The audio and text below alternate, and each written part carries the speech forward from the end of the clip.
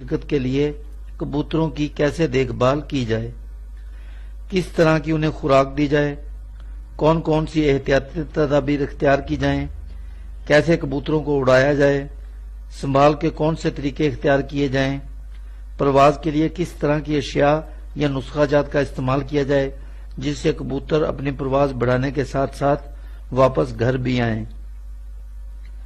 بہت سے دوست کمنٹس میں لکھتے ہیں کہ پرواز میں اضافہ کے لیے کوئی میڈیسن یا دیسی نسخہ بتاؤں۔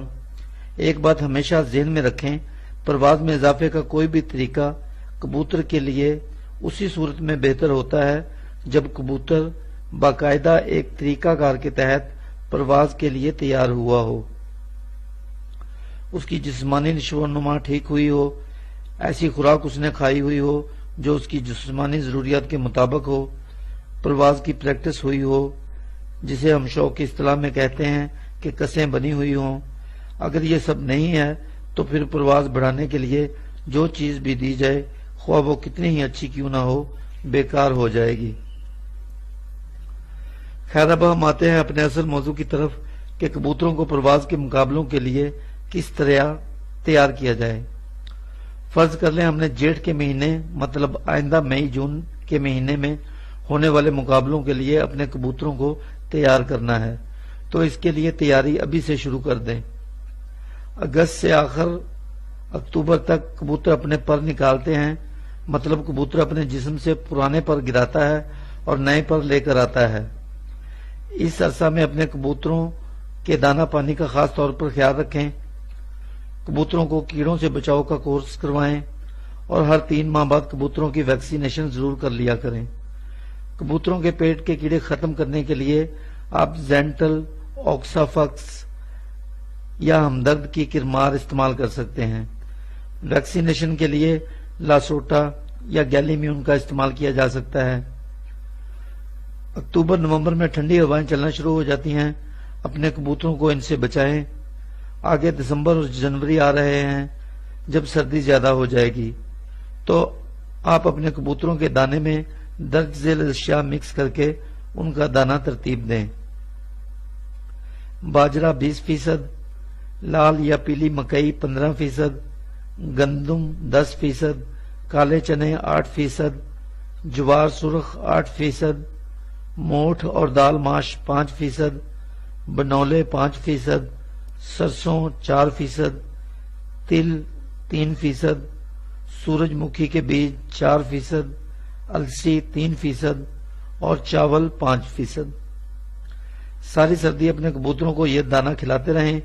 پانی کے برتن میں ہر دوسرے یا تیسرے دن 1 gram multi vitamin powder mix کر دیا کریں اور ہفتے میں ایک بار ہر کبوتر کو ایک مچھلی والا کیپسول کھلا دیا کریں۔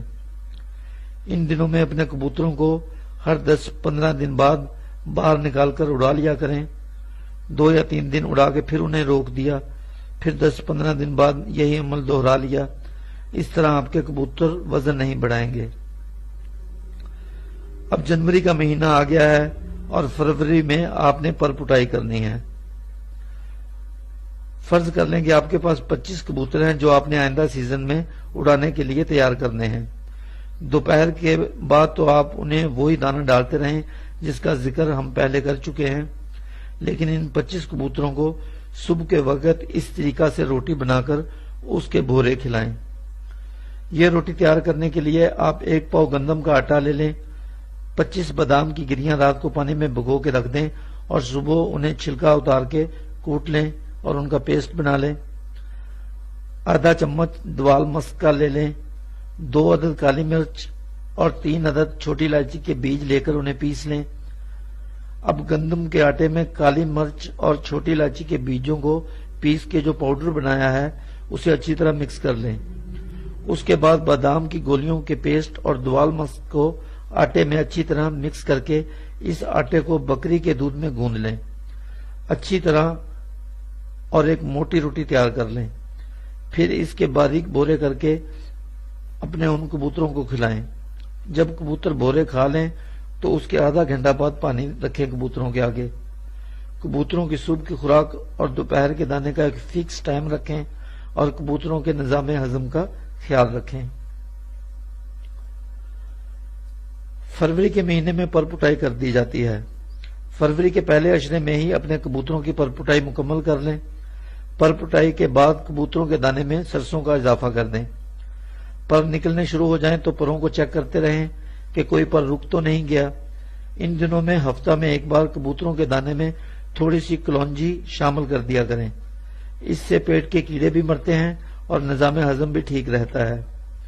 मजीद पुरानी ईंट, तंदूर की मट्टी, नमक, मिर्च, इन सब चीजों को पीस के किसी बर्तन में डाल के रख लें और हफ्ते में 2 या 3 बार इस बर्तन को कबूतरों के आगे रख दिया करें। जब आपके कबूतरों के पर 15 दिन के हो जाएं तो पानी में पिंकी मिला के कबूतरों को नहलाई दें। लेकिन एक बात याद रखें, अभी आपके कबूतरों के पर छोटे हैं, उन्हें गहरे पानी में नहलाई ना दें। अगर नहाने के बर्तन में पानी की सतह गहरी होगी तो आपके कबूतरों के पर खराब हो सकते हैं। पानी की सतह कम रख के कबूतरों को नहलाई दें। और एक काम ये करें कि कबूतरों की सुबह भोरों वाली रोटी में चाय के चम्मच का चौथा हिस्सा खमीरा, गाउजबान, अम्बरी, जवारदार और इतना ही जवारश जालीनूस का इजाफा कर लें।